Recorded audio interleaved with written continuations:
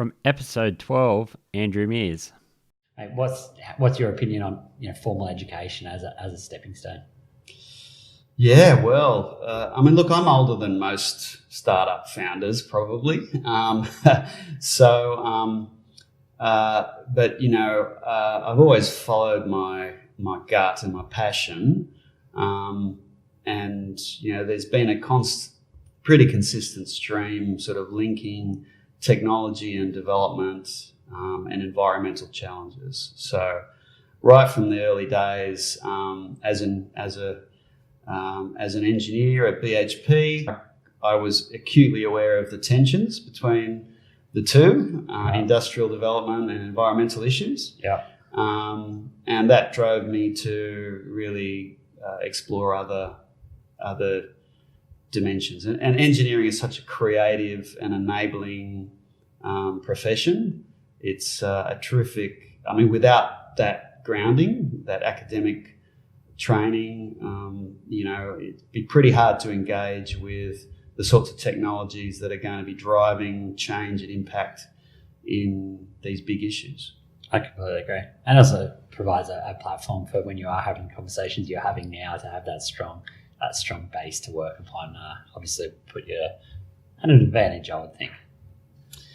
Yeah, that's right. I also probably took an unorthodox approach through my postgraduate studies, in that they were always closely linked with applied problems in industry and technology innovation. So my master's, for example, was working with a company, making control systems, solving problems around solar PV panel manufacturing. My PhD was a bit of a shift away. It was biomedical, but again, I was working with a company that was building new implantable devices, and so again, it was around the leading edge of innovation and commercialization. Yeah. It was a great way to build my skills, become an expert in an area, but at the same time be outside the box, I guess. Not your classic academic type of PhD. Yeah, and I think that's the key, right? Is that, as you said, solving real world problems, using that education, using that and making that linkage between formal education and real world problems and linking those up. I think that's the key for people going forward as well. It's looking at how you can actually do that. And it's a key for education providers, I think, is to make sure that education does link up to being able to solve real world problems. From episode 13, Ryan McPherson. Mate, you did, from an education perspective, you did a bachelor's degree. Yep. Something completely unrelated, as you mentioned. Yeah. But you've moved into this. You're now in the learning space. Yep. Mate, what's your thoughts around? Well, let's start with formal education. Yep. So I think if I look at most of our team, formal education is a part of their life, and has been. And it's not always in the right angle to where they are now. But I think formal education to me does present an opportunity in tech to lay a foundation. So, for example, I'm the CEO of this company now, looking at learning in corporations. With a degree in how learning takes place in a 13-year-old. Now, the concept is slightly different, but there are layers of foundational elements that certainly I picked up at University of Newcastle that allowed me to progress to that career. So, yes, I'm not kicking a soccer ball around, with corporates, but, I'm teaching AFL and teaching sex ed, if you can imagine. But the concepts around how does someone learn, aesthetically, physically, auditory, all these things are very similar. How to piece together a learning pathway, for example, for a kid to an adult sitting in the Commonwealth Bank, for example, is no different. It's just about the foundations that you do learn. So I think a lot of our team members coming on board, we have a head of growth, for example, who's done marketing and communications. And now in his job is firmly focused on sales acquisition. And even though he's got that marketing and growth, he understands where the leads are coming from. He knows the top of the funnel. And he's now looking at the kind of mid funnel, if that makes sense. So what actually happens as someone becomes a customer.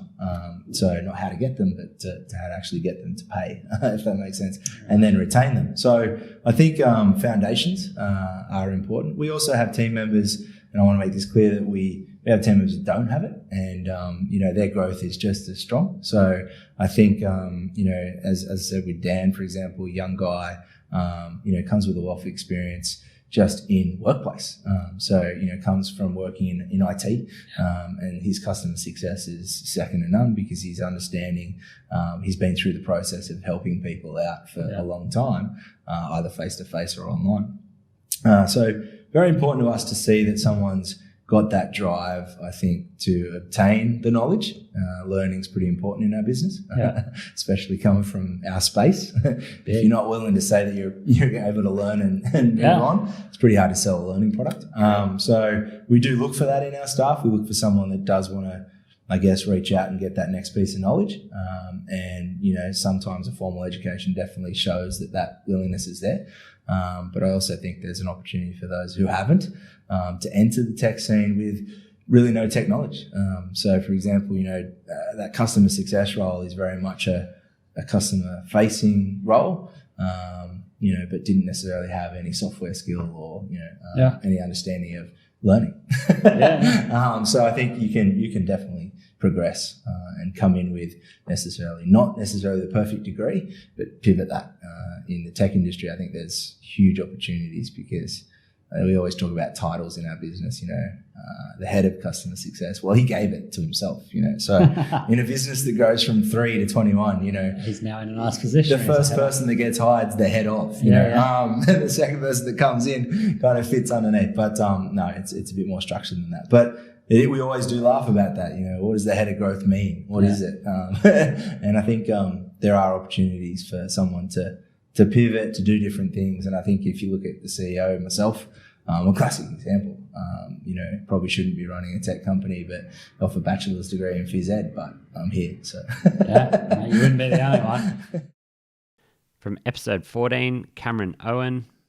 So you'd say, hey, I guess if you had to say coders or developers by nature are probably more introverted. So I think that conversational part, helps break down that. And so I think the challenge to try to get to people to these type of events is to break that down, to say people that it is a conversational type thing. You're not going to have to go there and sit by yourself in a corner. Yeah, I think that may once have been true. Yeah. Some of the people you meet now, they are quite happy to talk, and they're actually very, very accomplished people themselves in areas other than just programming. And you can actually find a lot of people who are, interested in extreme sports and all this sort of thing, and they really break the mold of what is traditionally seen as a developer. But it really, the scene has changed so much in the last 10 years. It's amazing. Obviously, there's a couple of different angles there from different educational standpoints to stay up to date. Baseline, you did a uni degree, didn't you? Yes. Yep. You've mentioned that already, mate. What's your thoughts on? What's your experience like with your university degree? I had a really good experience. So, especially going to the university in Newcastle, like I said, I did a Bachelor of Engineering Computer, which is a relatively new degree. It's not like you got the pretty much some of the core ones that have been around forever, like electrical, civil, mechanical, and computer engineering sort of came out of electrical, where you wanted to be. You liked electrical engineering, but the low voltage side of it, and you wanted to get some software engineering thrown in there. So that's what computer engineering was when they introduced it, and that sounded like something that appealed to me a lot. Because I wasn't interested in power transmission or building big substations or anything like that. I was interested in circuit boards and microcontrollers, and so I did that degree, and I really loved it because the content was exactly what I was looking for. But if I had to say what the real value I got out of doing a university degree was probably that they taught you to think like an engineer, and you sort of learnt how to learn more efficiently. So coming from high school, where maybe towards year 11 and 12 you get put on your own to some extent. You have to do your own exams, obviously, but a lot of it becomes a bit more independent, but you can still get a lot of guidance. And you go to university, and then it's really like you've got to do it now, like you're really on your own. And of course there's lectures and things you can go and see, but largely you've got to find the content, you've got to learn it. You're the only one that's going to sit the exams that get you through. So as far as the university degree goes, I think there's a lot of value in it, but it's not necessarily the technical content. Like I wouldn't go to university just because I wanted to learn how to program in a certain way. No. You really go there to learn how to learn, and more importantly with engineering degrees, because the lecturers there are often from the industry, you learn how to think like an engineer. And I definitely went in, I guess, my problem solving, the way I would try and solve problems before I went to university was a kind of lazy way. It was like just try and get to a solution. Yeah. Where by the time I came out of university, you really sit back and think about the bigger picture. That's probably what I got out of it. Yeah, that's nice. That's a really solid foundation, right? I think that's a really common theme with a lot of people in the tech space is that the learning, providing a foundation on how to think, how to learn. Yes. And giving sort of that greater focus. It's like the programming languages will change. They change quite frequently. Yes. Now, right? The requirements are changing day to day for, maybe not day to day, but really frequently on, what is the most up to date, programming language, or what's going to be best for a certain scenario. And I think if you get the right dev or the right programmer, or even you can extend that outside of just devs, but the right tech talent that understands how to learn, how to adapt, being agile, being able to move with that and move quickly. If you get somebody that can pick up that learning side of it, they'll adapt to a new scenario rather than somebody that's just, hey, they're hot with the code that's most hot at the moment. So I think that that ability to learn, the ability to understand is that's really one of the core skills, right? Yeah, that's what I think. In my opinion, that's what you get out of it. That's what I got out of university anyway. It was how to learn effectively. Yeah, and quickly. In a lot of cases, you have to pick things up pretty quickly. And don't get me wrong, I did a lot of courses where there was like very specific technical content that I was like, great, I'm glad that we covered this. We did some cool projects. Yeah. But if that's just what you're looking for, you can do that with the internet. Yeah. No problem. But be able to be put out of your comfort zone and figure out, all right, maybe just copying notes off a board isn't really going to get me through this. I've got to figure out a new way to understand this, and then that's what for me, that's what university taught me. Yeah. There's also that ability to learn and the ability to, as the bit you just mentioned there, think outside the box, right? That's the differentiator between good quality tech talent and not. As the moment, it's like, hey, you can find and you can outsource offshore a lot of coding for the sake of coding, right? Yes. And that part will start to automate itself as well. But understanding, why am I writing this code? What's this code doing at the end? How's the user interacting with this? What is it that I'm building, and how does that affect whether the business or end user or whatever that is? That's the side of it that really differentiates somebody that's quality and somebody that's can be replicated or can be I think taken out of the process in times to come. Well, and with reference, I guess, to some of the outsourcing you can do, and you can send it anywhere and it's cheap. But the problem is that works really well if you know exactly what you need. Yeah. Because if you ask for a green button on a page, you'll get a green button on a page. But when you get it, you might realize that's not actually what the client or the customer or whoever you're trying to fulfill with your software actually wanted. From episode 15, Ivan Demidov. We've gone a little bit into sort of how you got into it, but mate, prior to that, you went to TAFE. Mm-hmm. Mate, thoughts on TAFE as an educational resource? I loved it, and I've actually got a pretty cool story, because what happened was in high school I had chosen all computer-based subjects as my electives, and then none of them ran because I was the only one that chose them. So I ended up with, ironically, business studies, which did actually help, so I'm thankful for that. But also a bunch of subjects that otherwise were my secondary choices. And while I had a great time at school and everything, I wasn't really learning what I wanted early on, because I kind of knew what I needed to get to where I wanted to go. That's why I chose those subjects. Didn't happen. Thankfully, the principal at the time, Peter Shegold at Katara High, noticed that and sent me and a few other people that wanted a few of the subjects off to do our Cisco CCNA over in TAFE as part of our high school. So we've got 2 units for learning and industry qualification, which is incredible. So that gave me a huge leg up.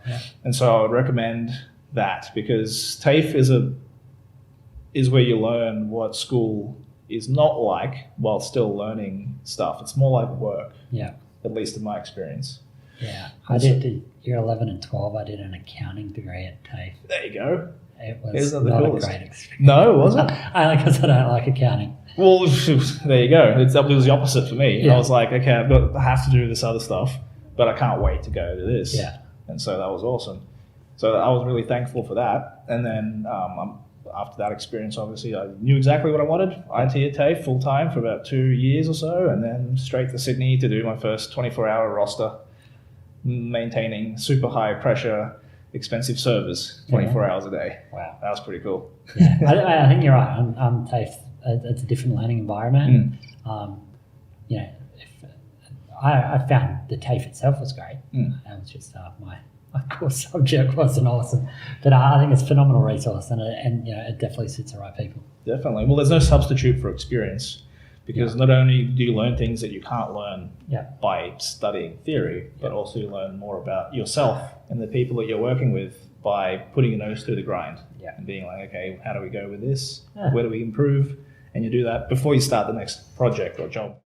From episode 17, Scott McShane.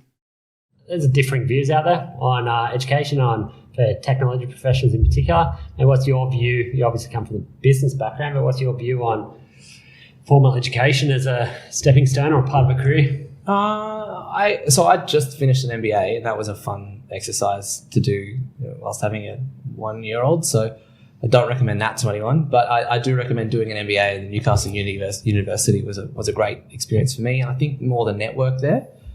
As far as do I take that into consideration significantly when I'm hiring people, I don't know if it matters as much to me as I think it did. I think especially in technical roles, I think some of the engineering school type things are quite good. The way people unpack problems, there's some great lessons in that. But I think that the universities have a challenge at the moment in trying to be able to pump out grads that are relevant, because the technology space moves so fast. So I've seen some pretty good 10x developers come through and not necessarily leverage too much of the learnings from university, but more in the real world type learnings. Yep. So I think if I had to choose between someone who was a freshie grad at the top of their class versus someone who was just really, really keen and loved to tinker and was a fast learner, I think I'd probably go for the latter. But I mean, it's quite often you end up using degrees and things like that to sort CVs anyway, unless you're doing it. Yeah. That is part of the role. I completely agree. I think there's definitely a place for it, and there's some really solid principles that university degrees can teach if other people don't have. But I think the key part that you mentioned there was the fast learner, the person that's got a bit of a desire around it. I think when you're looking to hire people, if you can hire someone who's actually passionate about what they do, they're building something in their own time, they're tinkering. They're the people that are going to pick up a new language very quickly or be inclined to sort of learn. I think so. And just you've got to be careful with the whole hire for the team dynamic thing, because that can be, making an accidental fraternity. That's I'm really, really against. I really think that diversity of ideas is sort of the source of what we've been able to try and get good outcomes from. But I don't think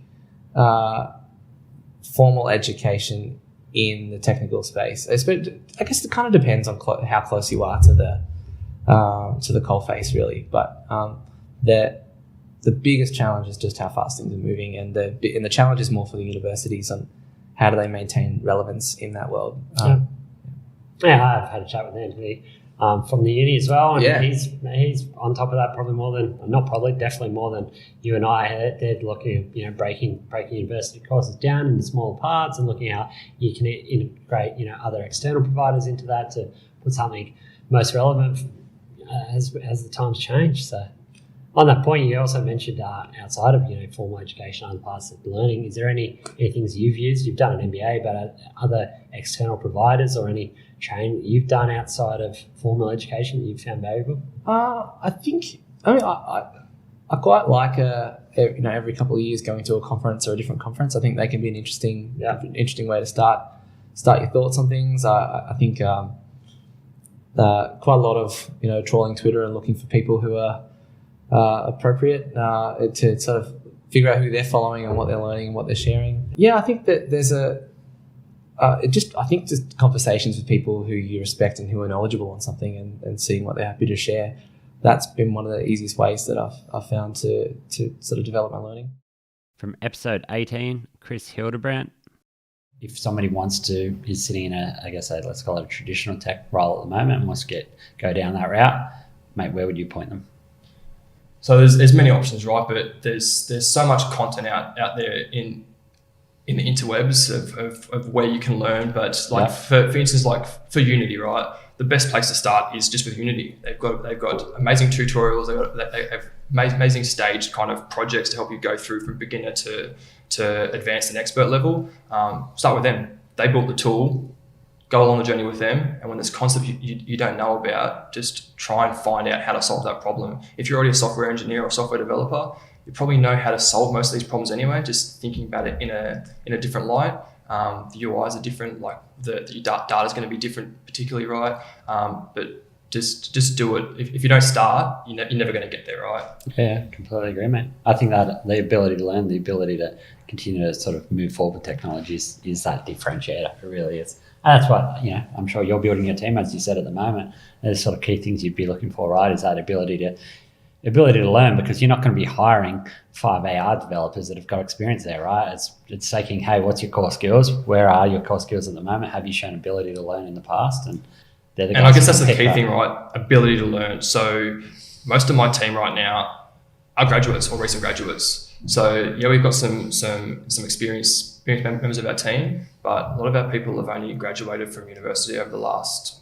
six to 18 months. But they've shown the passion to want to learn, the ability to learn, and just because they finished a degree 12 months ago doesn't mean they started learning from then in a business sense, right? They've been doing this on the side. They've been trying to do it for the last 5, 6, 10 years. So they've got that passion to learn. They haven't got the industry experience, quote unquote, inside that field, but they've been doing it anyway, and giving them a chance to show that is something I'm all about, right?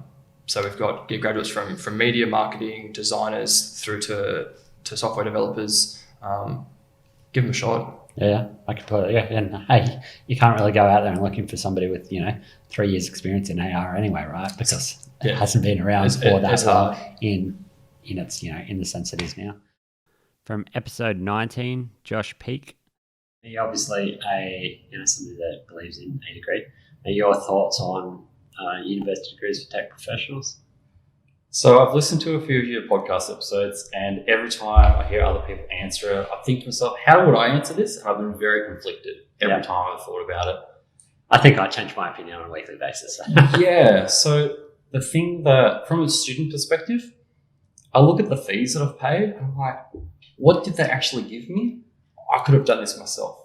Because what it is every semester, they've picked 4 textbooks. Make sure you know 80% of the content you'll be assessed on at the end. Whether or not they teach you that, a lot of the time people say that, I learned how to learn, because they weren't exactly delivering the content particularly well. So it forces you into a corner. And because you spent thousands of dollars, that's a very big bet on yourself I'm going to learn this by a deadline.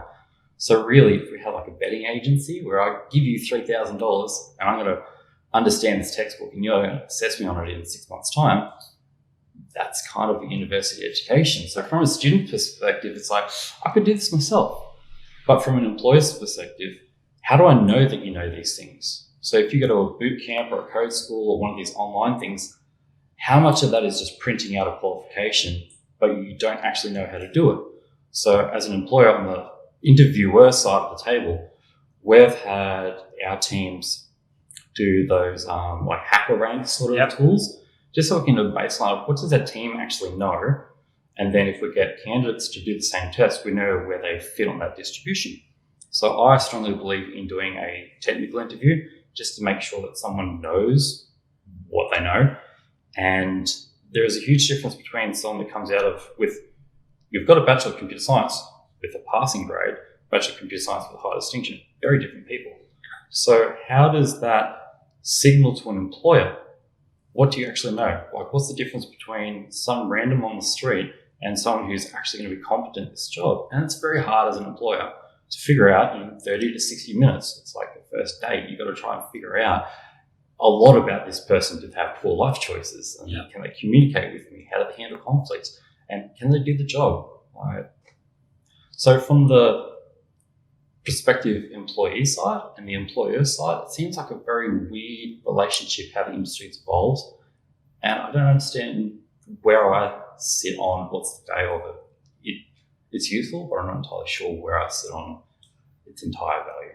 Yeah, it's an interesting question, right? I think it's an evolving question as different educational resources evolve as well. What used to be, hey, you need a degree and a degree in its entirety. I think it's starting to break down into sort of micro degrees and like parts thereof degrees, and then you add a part of degree with a course from another provider, another private institution, and things like that, and that could become the ultimate way to become a gun software developer or something else, right? And that's where I think the landscape's shifting. Like we've had a very traditional institution, but proving you know something, I think that's changing.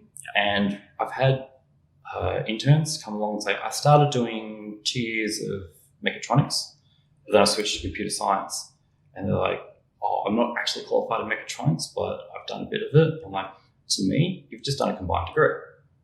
Doesn't officially say that, but you can't unlearn the things that you've done in that 2 year span. So I think I encourage them to, in future, put that on their resume every time, even though they haven't got that formal qualification. I completely agree. I think, an entire degree doesn't suit everyone, and there's parts thereof that are extremely valuable, and there's parts thereof that are there to tick a box because you need to tick that box to get your degree, or to get your pass course. Whereas not all are valued, they're not all weighted equally, or they shouldn't be. I think there's definite value there, but I think it's what are you hoping to achieve out of that? Where is that progressing you? What are you trying to achieve from a particular course, whether that be an entire degree or a part thereof? Yeah, so recently I've done a graduate diploma of data science. Yeah. So the reason I started that is because at interviews I was blocked. I got rejected because I hadn't done any postgrad qualifications. Yeah, right. They said, great, you're awesome, but this PhD candidate, they're the hotness. So it's like, crap, I've got to go back and do something. Yeah.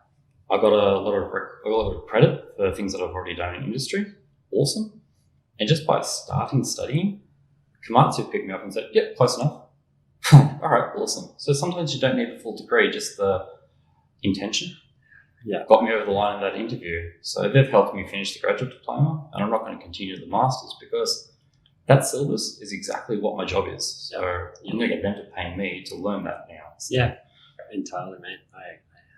I'm not a believer in you need to have a piece of paper to get a job. I think there's better ways to assess a candidate in a job rather than have you got a piece of paper or have you completed X, Y, Z.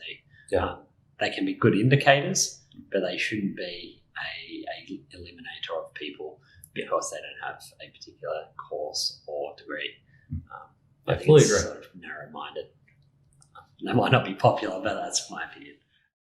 From episode 20, Ryan Stevenson. If we reverse back to you individually, you've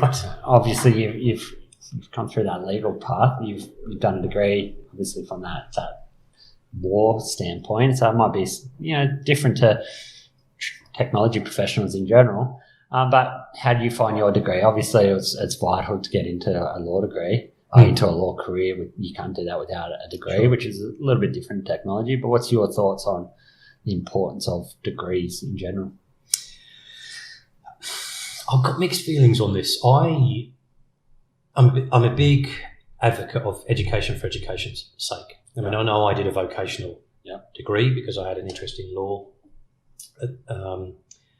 but the university experience for me was one that was really important. It was an environment that was challenging, but still sort of protected, that allowed a lot of exploration and, for you to find a space to figure out who you are in that education environment. So I'm a big fan of that aspect of university education. I can see that perhaps 4-year degrees it's difficult, I think, to sustain that kind of investment in education, both from a financial cost for students, because I finished my degree in 95, and I was at the early days of student loans in England, and even I graduated with a significant enough debt. But people graduating today are going to be graduating with much bigger debts than I did. And I don't know how sustainable that is. Agreed. So I wonder whether a move towards more broken apart learning, I don't know what the right terms are for that, but even through down to sort of micro-credentialing on stuff. I think there's got to be a shift towards recognising that kind of... I completely agree. I think that's the future. My personal opinion at the moment is that that mixed domain between micro-credentials and formal degrees, or part thereof formal degrees, I think. I think instead of sitting at a 4-year degree, you might sit X amount or X parts of that degree in addition to some micro-credentials, and that becomes your qualification. I think that's more relevant to industry. I think industry, a 4-year degree where you've had to do 20 mandatory courses, of which at least 30% aren't relevant to what you want to do in your career. It's probably not the way of the future. I think it's going to be that mixed domain with the future. Well, that's what I hope. I think in today's environment, I think, and particularly in the technology space, a big 4-year degree just seems unnecessary. I don't know, it seems overly heavy. And I think you mentioned the financial burden. It's probably also the time burden, right? It's also like a 4-year investment is very significant. Time's becoming even more so of the essence. And people want to get into it. People want to get their hands dirty. People want to be able to get their hands dirty these days, especially from a technical perspective. Without a degree, you can develop a game at home. You can do something. You can learn that the development language to build your own gaming content, or games at home, without a degree. So people don't want to then sit in a 4-year degree to then come out and be like, oh, now you're allowed to do it. They've been allowed to do that, while they're 15, 16, sitting at home. And look, in our recruitment process, it's certainly not the first thing we look for. One of the first things we'll look for is portfolio work.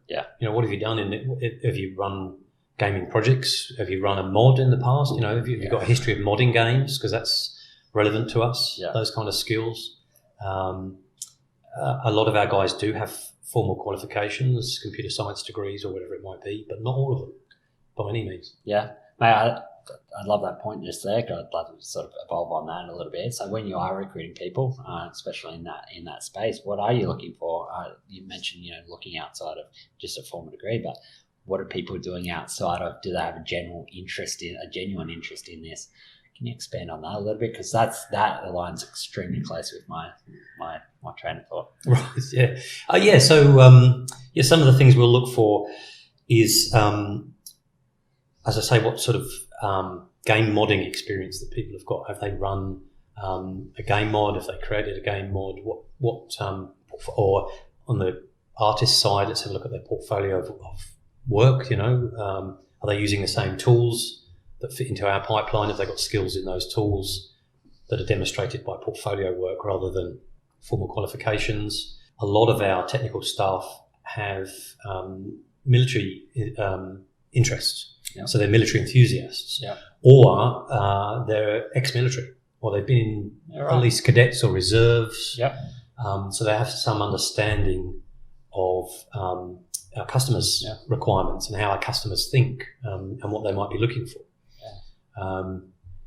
For example, when we produce some new content for the product, where say perhaps it's a model of a particular rifle or a tank, when it's produced, you can guarantee there's a whole bunch of nerds, and I don't use that term in a derogatory fashion at all, who are going to point out to you that you've put the wrong variant on, or this particular tank doesn't have that decal on it, or you've forgotten the radio antenna that goes on the left back of the turret, or because our guys are knowledgeable. A lot of our guys are knowledgeable in that kind of stuff. So we're looking for, if someone's got one of those kind of skills, they're immediately interesting to us, and then we'll look at the rest. From episode 21, Jeremy Gupta. You started, right? You've done a degree. Yes. What was your degree in? I did a Bachelor of Computer and a Master of Biomedical. Biomedical Engineering, yeah. Yeah, sweet. Talk to us about that. So the biomedical engineering sits, the degree sits in a non-framed piece of paper under my bed, and it's never been used. I did that predominantly because I didn't actually know what to do at university. So I come from a medical family, and I didn't want to be a doctor, and I kind of fell into, what might be medical-esque, but not really with dealing with blood and guts and hospitals. So I did that. And then kind of out of university, I kind of fell more into technology and got a graduate role as a software engineer. If I could go back in time, I would have had more of an interest in technology, particularly in school, as opposed to just from university and onwards. So while the biomedical engineering degree, is bona fide and it hasn't been used, it's predominantly the computer engineering kind of aspect. Yeah. Nice. So overall, if you had to say that computer engineering degree in particular, how valuable has that been for your learning? I think it's been valuable, components of it. I spent 5 years at uni. I don't think that was the right length of time for value. I think it was a lot of fun, but value versus effort are two different things. I think 3 years is probably the max amount of time you'd want to spend in a tertiary institution these days if you're interested in technology and that vertical. A computer science degree for 3 years will teach you the fundamentals. You might get some industry experience, and then you're good to go. I think that'll shorten even more. There's lots of shorter time frame education companies like Coder Academy that are doing 6-month cohorts and giving you industry experience and teaching you fundamentals. I think that's too short. I think 3 years is too long. I think over the next few years you'll start to see that shorten. And universities and tertiary educators needing to adapt. Yeah, and probably becoming a mix, right? A mix thereof, the Coder Academies and the universities, right? So potentially a part thereof where you mix providers together to get that sort of more wholesome opportunity. Yeah, I think you can teach fundamentals in a classroom, but you actually learn a hell of a lot more on the tools. So universities and tertiary educators need to understand how they can give real-world experience to their graduates and kind of send them into the workforce a bit more savvy. I think soft skills are immensely important. It's not just the fundamentals. You need to know how to communicate. You need emotional intelligence. You need to know how the business works. So that kind of stuff you don't get in a classroom, unfortunately. No. And it's not easily taught, right? I think it's a learning experience to do that. It's not something you learn by textbook. No, absolutely. Like I learned, all of my kind of soft skills in, the roles I've fulfilled. Certainly wasn't at a university. So, I think it's an interesting time for universities, and some of them are looking to adapt. The uni, of Newcastle in particular, it's not going to be a short-term thing though. No. It's a larger horizon, but there's a lot of stuff in the States at the moment around founders and VCs trying to get school students not to go to universities. Instead, putting them into these programs where they can mentor and support them and give them a grant. So I think once that starts to catch wind over there, I think you'll start to see some of those concepts introduced. I think Tim Cook was in an article only the other day, or an interview within the last week, that come out and said that a 3-year university degree for software engineers, not worth it. I think there's some fundamentals you can teach in a classroom. It's important. I think the rest of it you learn kind of in the roles that you occupy and the environment you're thrust in. I agree. I think if Newcastle sort of invests in that, right, as you said, 3 to 5 years, if you can get more people going in at the start now, even if they've done a year, and then try to feed them into some companies with some real world experience, that'll be the thing that'll build our talent pool here. It's not waiting for them to finish a 3-year degree, then get out with a grad role or something like that. It's trying to take advantage of them earlier on. I think exposing them to different ways of thinking and different environments. I think there's a lot of value in students still going and working in Sydney or in Melbourne, and areas where engineering and product are a bit more mature, and there are some good thought leaders that you can learn from and experience different scale environments. But there's no reason Newcastle can't, in 3 to 5 years, be a place where people want to come and students that are graduating want to stay in. From episode 23, Daniel Odd. So, mate, you're a technical guy by nature. You come out of school. You did a degree, right? Yep. Bachelor of IT. That's what I ended up with, correct? Mate, how did that come about? What's your experience with the degree?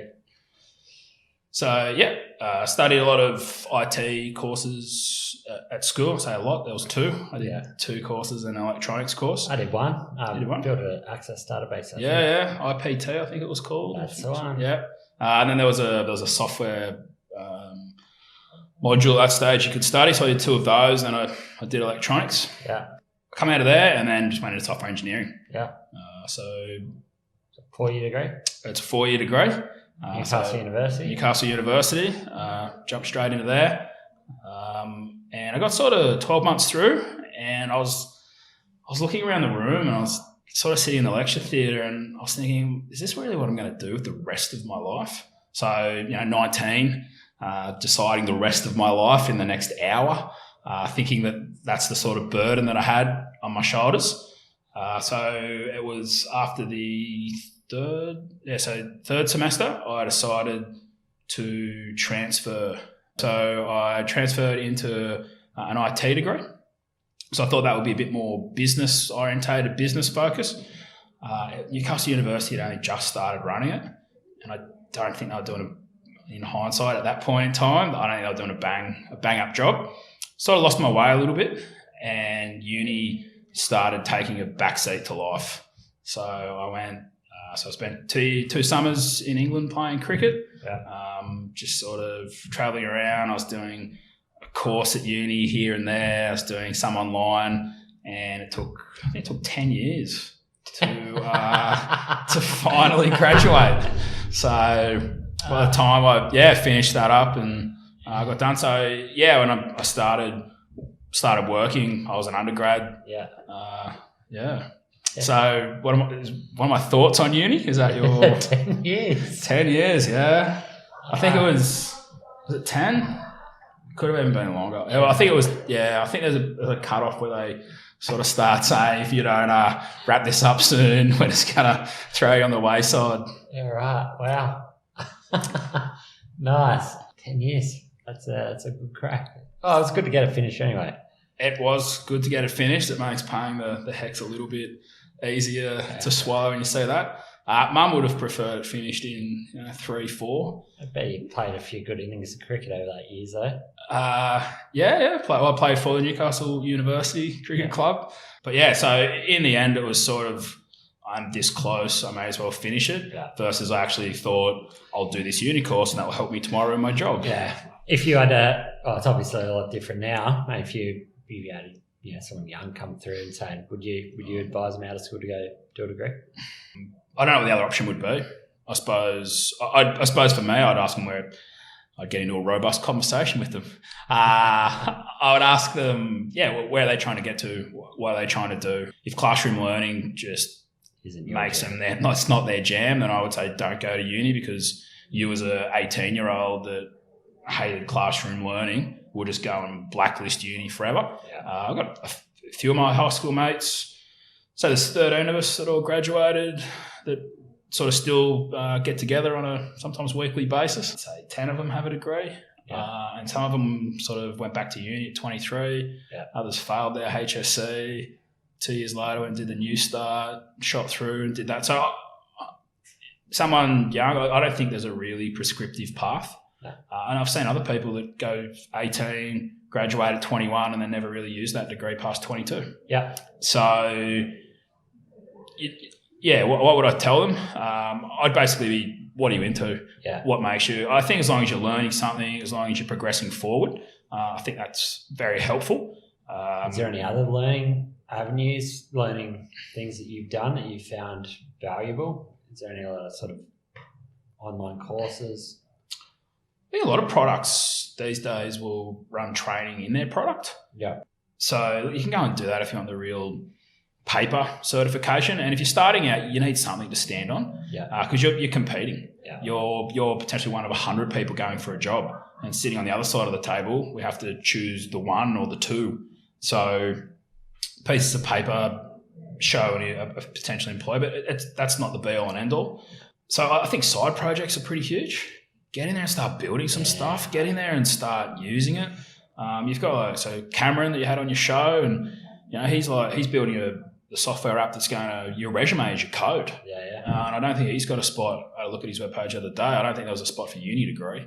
There might be, but and I think a lot of employers aren't about, did you go to a private school? What uni did you go to? Where are you from? It's can you do the job? Will you fit the culture?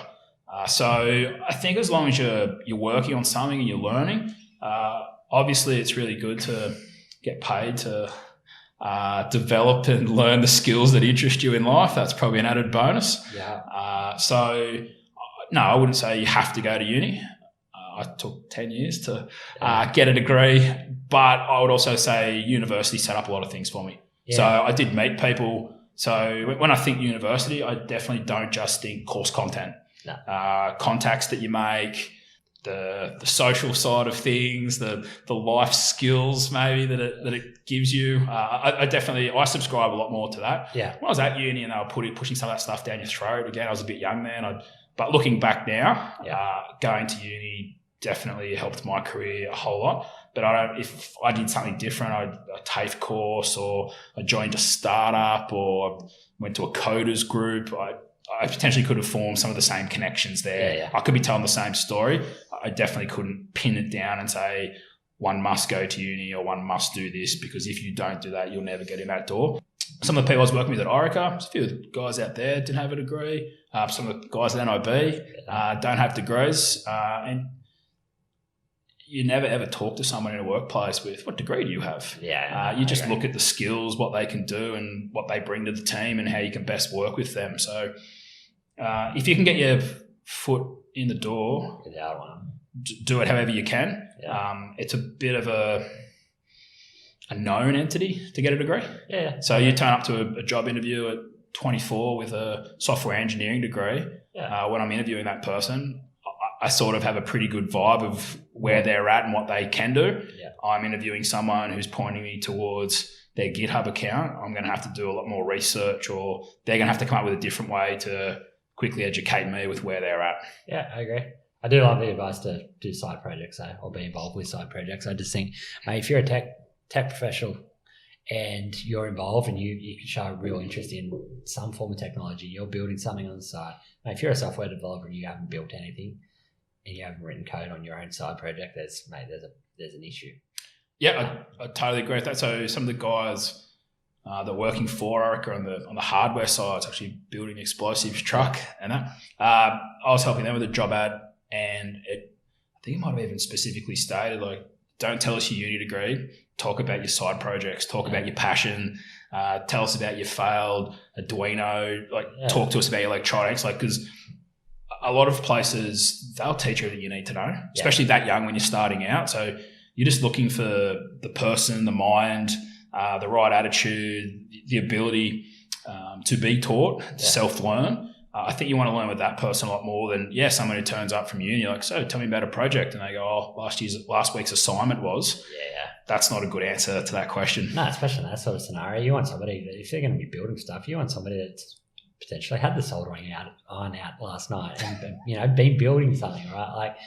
It's just that interest. You can learn other things, but if you got that passion around that, the rest of it can be taught, I think. Yeah, no, if you ask me the question of, I suppose to flip it on its head, would I prefer somebody that had 5 side interest projects in front of me versus a uni degree with no side interest projects? I'm probably glancing more at this person. Or I'm definitely having a conversation. For the listeners, that was option A.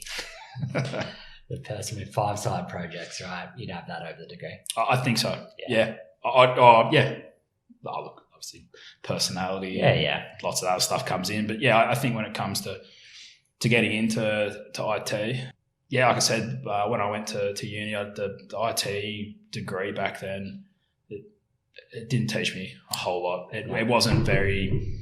It was a new course to uni to Newcastle, to be fair, but and I think you had someone on, Anthony.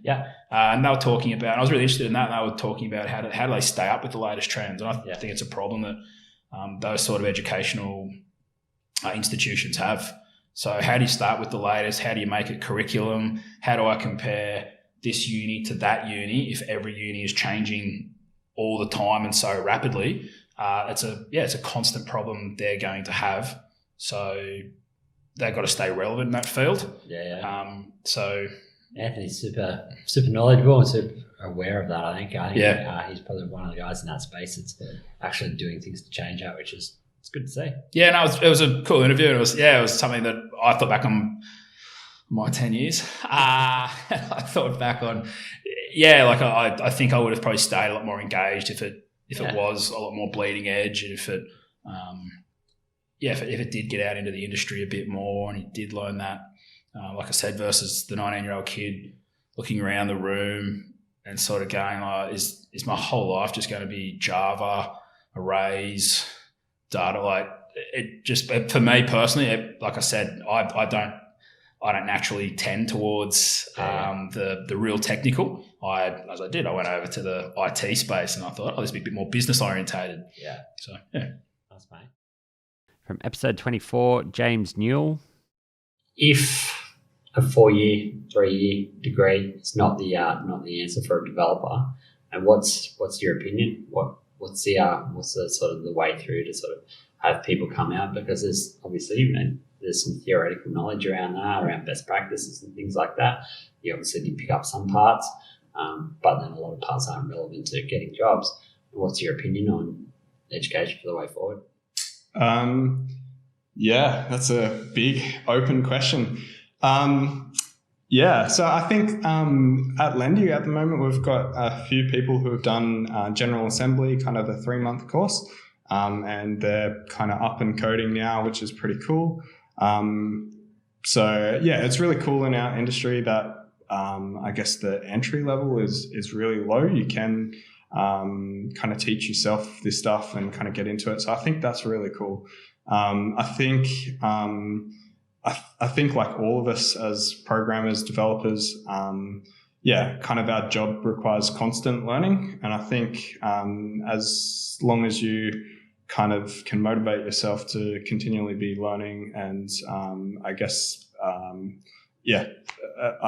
improving, I think you're in a pretty good place. And then, I think a lot of businesses are doing a reasonably good job of providing learning and development, whether it be conferences or courses, that kind of thing for on the job.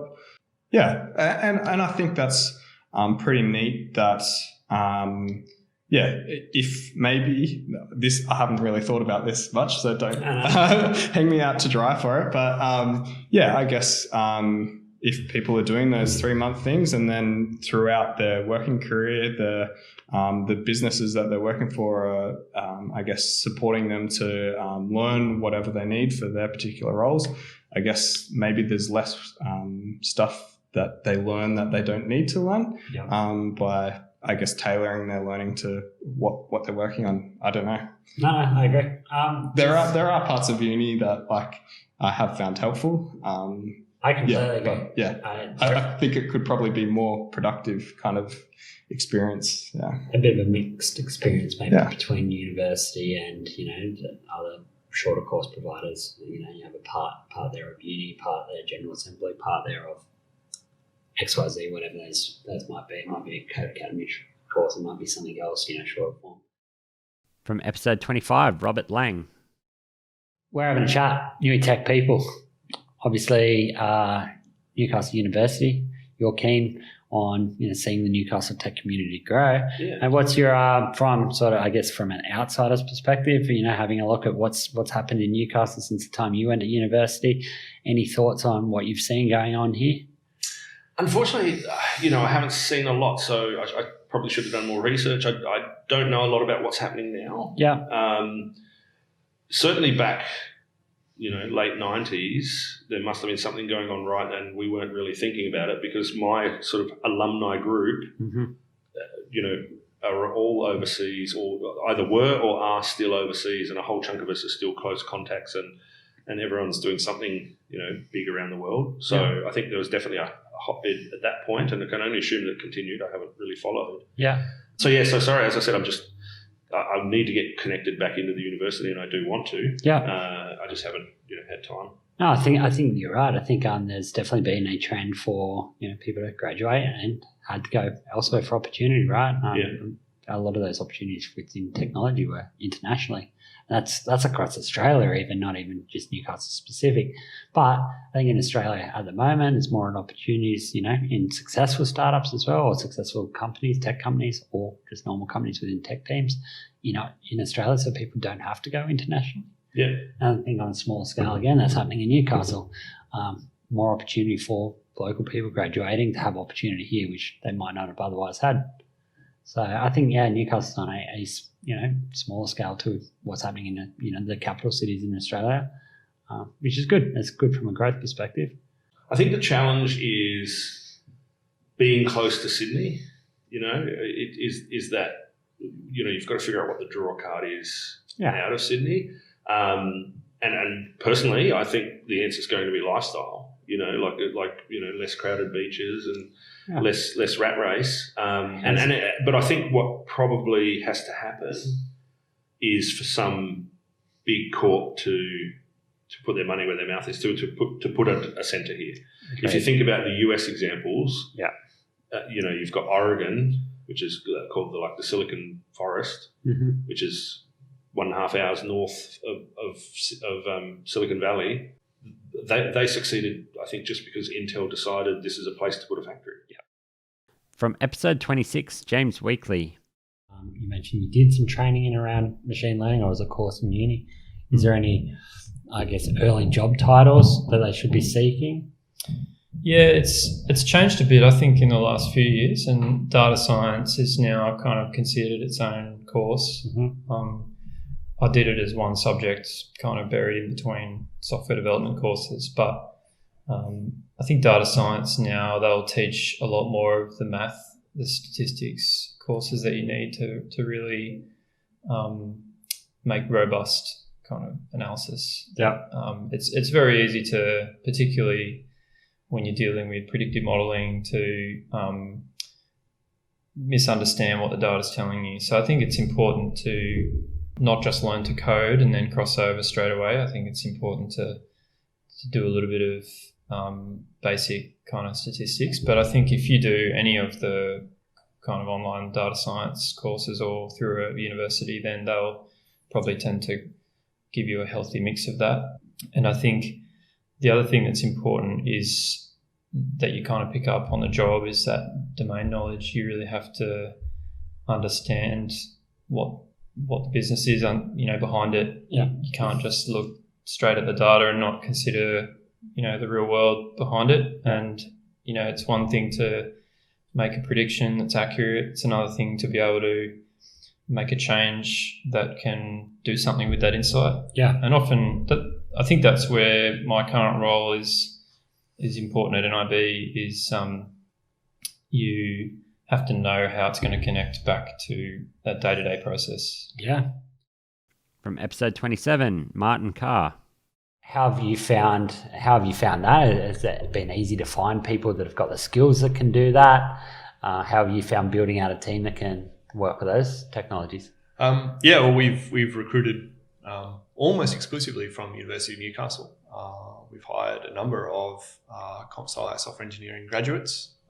Had fantastic results. Got an awesome team of really dedicated, capable engineers. We're one of the few companies in Newcastle that offers anything like game development. Recruiting for us is it's a crucial part of a small business.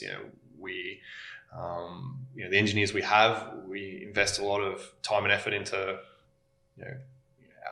enabling them to develop their skills. And then because what we do is so niche, the tools we work with, it's difficult for us to sort of hire, senior developers, because there's just simply no people with experience with these particular virtual environments and stuff. But because the virtual environment we work with most often, VBS3, has armor.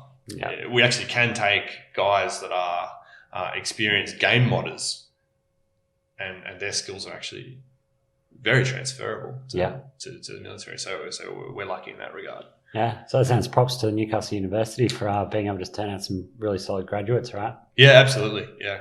And for people that are currently at university who have an interest in either game development or something very close to actually getting some employability with game development, which is a bigger challenge than game development itself. You mentioned some other avenues if they've got some experience with armor. What other pieces of advice would you give to somebody that would want to get into a team like yours?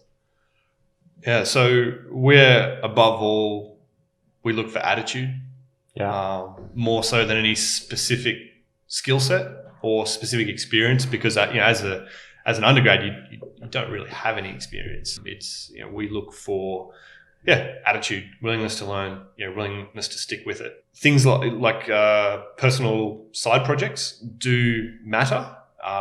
If you're doing a degree, or even not, if you're at TAFE, or even if you're completely not pursuing tertiary education, but you're modding a game, right? That kind of stuff, we look at. And even with your personal projects, demonstrating that you can see them through and finish them. A finished project is indicative of a degree of conscientiousness, which would make someone like me pay attention.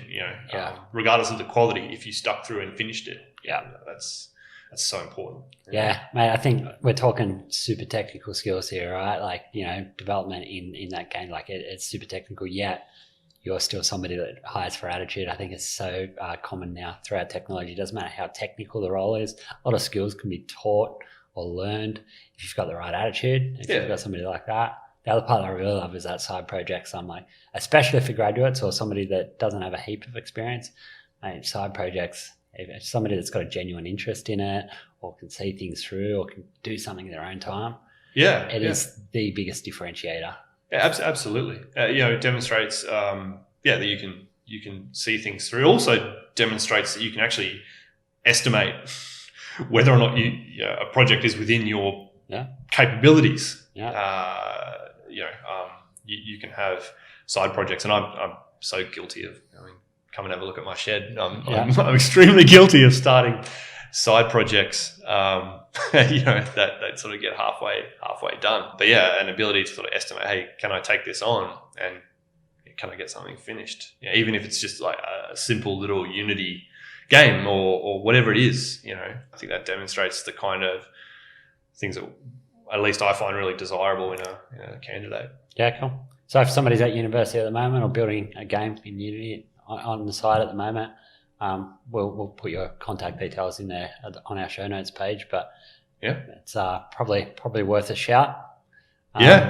Send me your projects. Send me your finished projects. Finished projects. Yeah, I like that. And it's not easy building a team with that specific skill set, but going at it from that perspective, from the ground up, bringing people with the right attitude, a bit of skill, and teaching them. It's a great opportunity for people to stay local in Newcastle and do something really cool. Yeah. From episode 28, Nigel Castellino. Now you mentioned 5-year degree. Yeah. Talk to me about that. Was that in hindsight, how was that degree? So it's interesting. Like the first year was a lot of maths, physics, a lot of non-programming stuff. It was fun, but perhaps I've never used it since. There were a lot of other courses which were very interesting, like embedded software development, and but again, although it was interesting, I never used it. So it really, I think it really depends. Like for me personally, if I had to go back, I would have probably done a 2-year degree. Yeah. Maybe just a 1 to 2 year degree and straight into the workforce. What helped me out of the 5-year course was these 2 6-month internships. So I essentially got a year's worth of work experience, and that's where I really learned a lot of my trade. Not just in software development, but dealing with people and so on. So if you're making recommendations to a young person, let's say they're looking to finish year 12 at the moment, or year 10 even, they want to go down the dev route. Would you say, sign up for a degree and then just place, try to get internships while you're going through there? Is that your recommendation or advice? Yeah, I think so. I mean, you don't want a 5-year course. I think you'd want maybe a 1 to 2 year course. Like it depends on the type of person you are as well. Some people like structure. Mm-hmm. So university provides that structure that is 4 subjects here, there's 4 subjects here, there's 4 subjects here. Some talented individuals, if they don't have that kind of structure, maybe it's, what do I do? I'll try this, I'll try this, I'll try this. Yeah. So it really depends. So I guess my recommendation is, maybe a 1 to 2 year course, but you only get out what you put in. So sure, you're going to do those 4 subjects, but, there's a whole list of MOOCs and online courses, go in with a friend and just develop an app and see what happens. I guess do a lot of extracurricular development just for fun to assist with your growth. Yeah. And definitely look at internships, so summer internships and so on, because I think within those 2 years, then you'll have the maximum output. So again, as I said, based on what you put in, but you'll I think come out as a solid graduate engineer, if that makes sense. From episode 29, Jemima Irvin.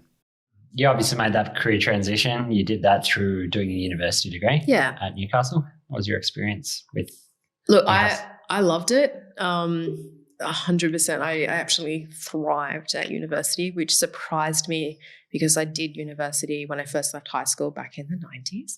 And I flunked out twice, and I thought, okay, clearly I'm not a university person. So I just went and got a job. But then coming up to Newcastle and doing this degree, that I just loved it.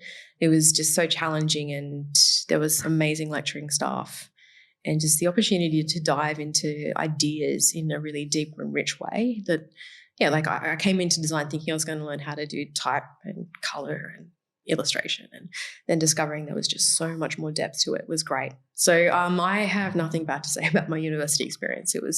I'm still involved with trying to help people in the design degree get experience. Like I'm working with some of the staff now to do a workshop at NIB for students, like design thinking. And so, I try to help students wherever I can. Give back a little bit. Yeah, give back, because Glyn was so great at getting my career started. I want to sort of pay it forward as much as possible. Because you're involved as a tutor after doing your degree as well, weren't you? For a little Briefly, very briefly, yeah. So there was one of my teachers actually went on paternity leave, and they were doing a UX component. So I got a tap on the shoulder, and I was like, yeah, let's do this. It was a great experience. So that was just a really short stint, but it was really good. Nice. And the university degree obviously led to the internship, which led to your job as well. Lots of opportunities came out of doing university. Yeah. Do you think it was a different experience having done it later in life as opposed to that straight out of school? Well, for me, it definitely was. I can't speak for everyone, but for me, I guess I knew what I wanted, and I'd had a lot of experiences in life of, I think when I first left high school, I did not know how to study. I did not know how to be organized. I lived a long way from campus, so travel was a real pain in the neck. So when I moved up here, I was like, okay, I need to live close to campus. These are the things I need to do to make sure I get my marks. And I just had a goal, and I just kept driving towards it all the time. Nice. Sounds like a really great experience. It was good. Yeah. Nice. That's awesome. From episode 30, Luke Bennis. You mentioned it just there. You taught yourself. So you didn't do university, right? You did TAFE for a bit? TAFE, yep. What did you do at TAFE? Just the Diploma of Graphic Design. Yeah. Yep. It was 2 years for me, yeah. Yeah, and then you've taught yourself a bunch of both design and code. Have you used anything online to do that? How'd you go about teaching yourself?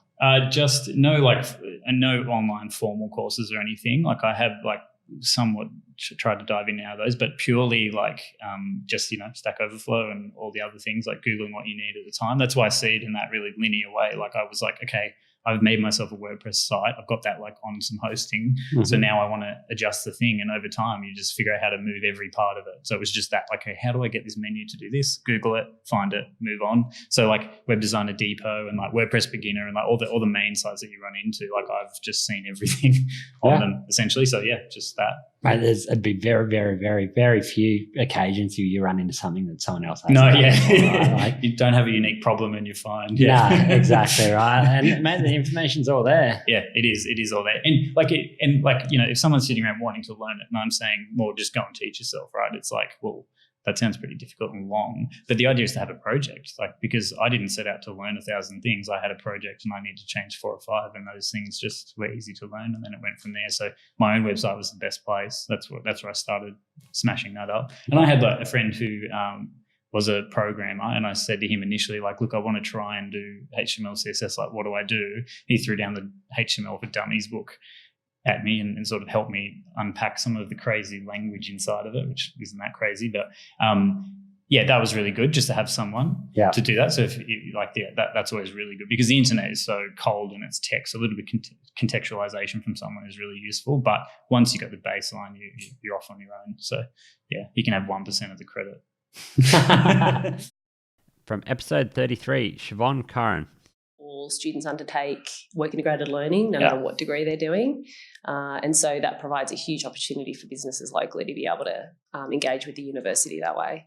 Yeah, it's perfect. Yeah. That's perfect. And I2N's obviously a big part of that sort of innovation ecosystem we're trying to build here. I think we try to do our little part with the podcast here and more in the tech community, but tech community is obviously a part of that innovation ecosystem and the startup scene as well. So I think it's good just to see more players and somebody as big as the university investing so much in that ecosystem, right? Yeah, I mean, we've got a huge talent pool, which are our students and our alumni, and a vast majority of the students live within the Hunter region who attend the university. They're often first in family. They've come through enabling programs. They've got a real commitment to, an affiliation with the University of Newcastle.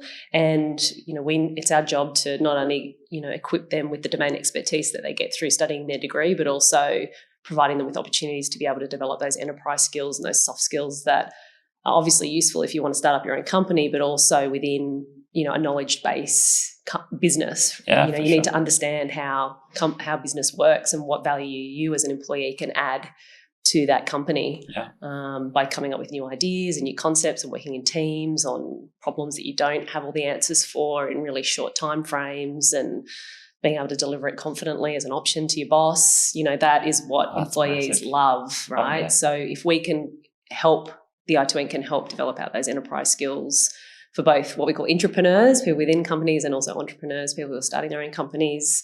That's exactly what we're setting out to do.